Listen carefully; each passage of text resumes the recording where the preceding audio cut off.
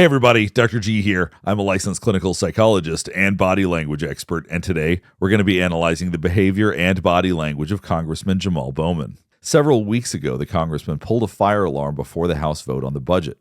Many people have suggested that he was trying to delay the vote. He claims that he was trying to get a door to open.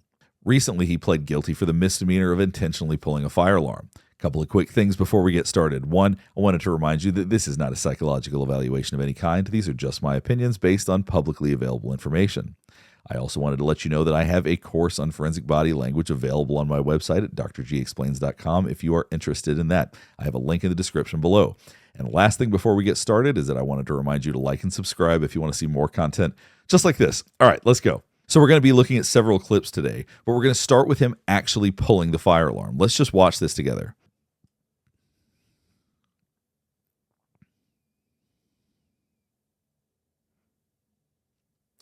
So the claim was that he was trying to get the doors to open. But you'll notice after he pulled the alarm, he didn't try to open the door after that. So there's something very confusing about his explanation for this. Let's go back and watch the behavior during this incident. So you see he literally picks up the sign. That's one thing that's confusing is he says he's trying to get out the doors. He pulls the sign up that basically says that this is a fire door and will set off an alarm. Then he pushes on the door and knocks the other sign off, and then when no alarm goes off, apparently, then he pulls the fire alarm and walks away quickly. Now, these are not the behaviors of someone who is confused and trying to figure out what to do. He looks like he's doing it very quickly, and he's showing very poor judgment in how he goes about this. Now let's look at the body language of Representative Bowman as he's directly confronted about this incident. They do because that's what they do, but I'm not worried about that. All right, so you can see he's got his hands in his pockets and his arms are kind of stiff. Now, this doesn't guarantee that somebody's being deceptive. Sometimes it's done for comfort, obviously, but it also can be a way to keep ourselves smaller, to move less when we feel like we're going to have to talk about something, because obviously reporters are coming up to talk to him, given the fact that this was directly after the incident. He may have reason to not want to be forthcoming. So keep that in mind as we watch this. What do you say to folks who say it's just not believable that you would think a red fire alarm was an exit? How could you possibly get that mixed up? Yeah, I mean, it's all good. All right, so you see that big breath in. So sometimes when we have to respond to things that we don't want to, it does use up more oxygen. Our heart pumps harder. It can make us feel a little bit nervous, a little bit anxious. Let's go back and watch that, and we'll keep going. You would think a red fire alarm was an exit. How could you possibly get that mixed up? Yeah, I mean, it's all good. You know, they could have their opinion, but I know I was in. All right, and you'll notice the one shoulder shrug. Oftentimes when people are being deceptive, they do tend to shrug with one shoulder. We notice when people are being more honest, typically they use two shoulders. I know that sounds a little strange, but that's what the research shows. Watch his shoulder right here. Could you possibly get that mixed up? Yeah, I mean, it's all good. You know, they could have their opinion, but I know I was in a rush to get to my vote. And I tried the door, it didn't work. So I pulled the alarm thinking it would open. That didn't work, so I went downstairs. It was a dumb choice, but... Now, I don't always focus a lot on eye contact because some people can be very uncomfortable with it. However, he's a congressman, and I've seen him in interviews before, and he's somebody who tends to have very good eye contact. But watch his gaze aversion here as he's talking to this reporter. How could you possibly get that mixed up? Yeah, I mean, it's all good. You know, they could have their opinion, but I know I was in a rush to get to my vote. So he'll glance up and then look away. His body is not facing the reporter directly. And if you watch, he did an interview, for example, with Representative Chip Roy. And in that, he's looking directly at him. His body is engaged with him. He's using his hands a lot. He's very open. This is very different body language than what we're seeing right now. Tried the door, it didn't work, so I pulled the alarm thinking it would open. That didn't work, so I went downstairs. All right, so if you watch his eyebrows right here. And I tried the door, it didn't work, so I pulled the alarm thinking it would open. See, that's what he wants you to focus on. I pulled the alarm thinking it would open.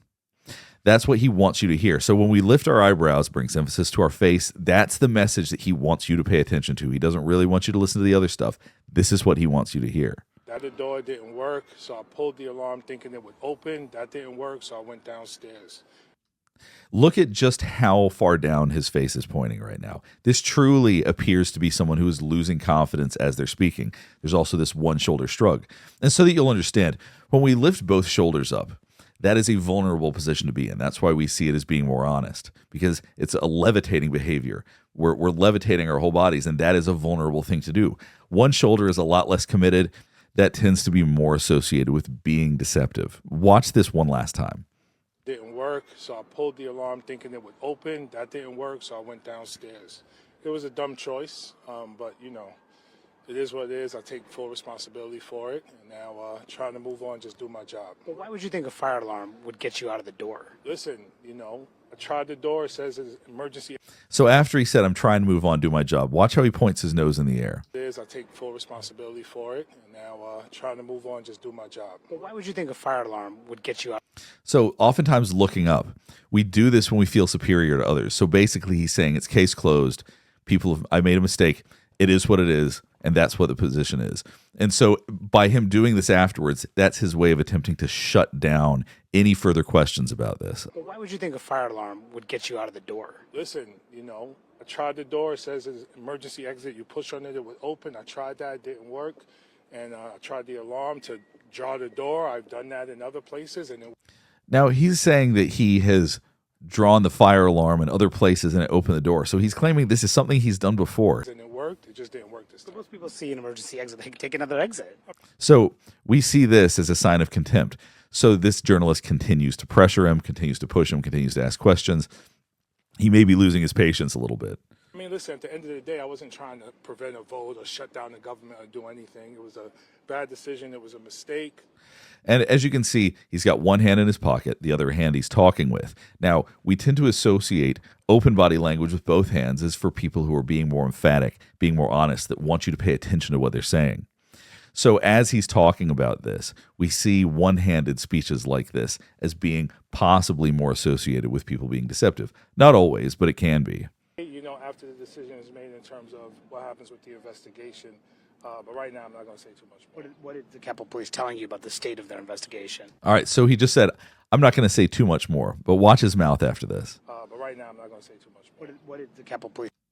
That's a way to show everybody, I'm not going to say anything else. He's withdrawing his lips. So that in a very real way is saying, I'm not going to say anything else. It's telling you about the state of their investigation. It's still ongoing. And you've spoken to the Capitol Police, the Sergeant at Arms, who else? Yes, both those two. Yeah. And he did it again. He's trying to show people, I'm not saying anything else. Now we're going to listen to Representative Bowman talk after he pled guilty to pulling the fire alarm intentionally. As I said from the very beginning, I was not trying to disrupt any congressional proceedings. I'm glad that the investigation yielded that. And so it's against D.C. law. And there he is again with the shoulder. I'm glad it yielded that. He pulls the one shoulder shrug up. I got to take responsibility for it, which I'm here to do. And looking forward to just, taking a deal, paying the fine, and in 3 months this being dismissed. And so you could see a smile when he said, taking a fine and paying the deal. Watch this right here. Forward to just, taking a deal, paying the fine, and I think he's very satisfied with this outcome. 3 months this being dismissed and continuing my work. And once again, with the eyebrows, he talks about how in 3 months he'll be dismissed. That's what he wants you to hear. Taking a deal, paying the fine, and in 3 months. In 3 months, this will be dismissed. He wants you to hear this is going to be dismissed because he's trying to minimize any potential fallout from this. Once this being dismissed and continuing my work. A lot of folks want to know why you didn't tell anybody when you pulled it. Yeah, I mean, you remember that day, right? It was a lot going on. It was the vote to keep the government open. It was a motion to adjourn. It's really fascinating that people aren't challenging him more on this because he's a congressman. I would hope that the pressure of having a vote wouldn't be so overwhelming that he'd go around pulling fire alarms. The idea that this is an acceptable answer is kind of ridiculous. We'll go back. Let's let it keep going. It was a lot going on. It was the vote to keep the government open. It was a motion to adjourn. So I was just in a rush, man, trying to get down the street. I was actually running to the Capitol at one point. So I was just in a hurry. And see, once again, he raises his eyebrows when he says he was running to the Capitol. Watch this, and I'll explain the significance. It was the vote to keep the government open. It was a motion to adjourn. So I was just in a rush, man, trying to get down the street. I was actually running to the Capitol is what he's saying. And so he thinks that it's a great point that he was in a rush. He thinks that that's a good excuse for this. That's why he's trying to bring emphasis to himself when he's saying, I was running to the Capitol, because he thinks that in some way excuses what he did. I was actually running to the Capitol at one point. So I was just in a hurry and didn't get a chance to do it. And, so that was all my bad. His connection with the interviewer, with the journalist, is very different than the way that he oftentimes is. His body is slightly shifted away from her. He continues to look down and away from her. He's trying to not be as emotionally connected as he oftentimes appears to be in interviews or when he speaks to journalists. Watch this part again right here, and we'll keep going. I was just in a hurry and didn't get a chance to do it, and so that was all my bad. And what about Republicans who are calling this out and saying, I mean, look, So there's the contempt again. As soon as she brings up Republicans, watch the corner of his mouth right here. so that was all my bad. and what about Republicans who are calling this out Now that's a very clear sign of what we associate with contempt. and saying, I mean, look, you yeah. had people who came into the Capitol building on January 6th. Yeah, that's and crazy. Yeah, that's crazy. Immediately likening me to an insurrectionist. And So the laughter there was very intentional, right? So it's not that he was genuinely laughing. Sometimes when we do that, that's a way to try to demean other people, to let people know that we think someone else is less than us. So the goal there, when he does that, is to show his disdain for Republicans, to have people laugh along with him because he thinks they're ridiculous. Let's go back to that, and then we'll keep going. yeah, that's crazy. Immediately likening me to an insurrectionist.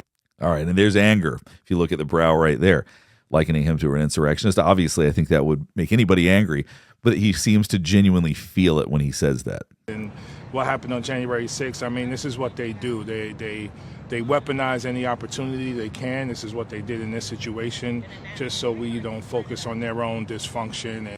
So he just knows he said, this is what they did, and lifted his eyebrows. Watch this. They weaponize any opportunity they can. This is what they did. So rather than focusing on what he did, they did this to me. I'm a victim of them. And putting the Republicans as this sort of monolith, and I know both sides of the aisle do this, by the way, this is not specific to Representative Bowman, but basically saying the Republicans are doing this to me. Rather than calling out someone specific who said this, he's just painting it as the Republicans. This is part of the reason we get so divided politically in this country, is we do paint it as one side versus the other rather than calling out specific people. standing by your word that you did not have any intention to slow Oh, things. I mean, hell no. Democrats were trying to stall this vote on the Hell House no. floor. Once again, he's putting his nose up in the air as he says this. This is a way, once again, to appear superior, to try to shut down any more questions about this. So hopefully watching this is helping you better understand his body language when he talks about pulling the fire alarm. Now, I do want you to keep in mind, the goal of these videos truly is not to be political. The goal is to be objective, and whether it's left, right, or center, I'm going to call it out exactly as I see it. Hopefully you've enjoyed this video. If you have other politicians that you want me to analyze, please let me know in the comments below. Last thing before we get finished up is that I do want to remind you to like and subscribe if you want to see more content just like this. All right, thanks for watching.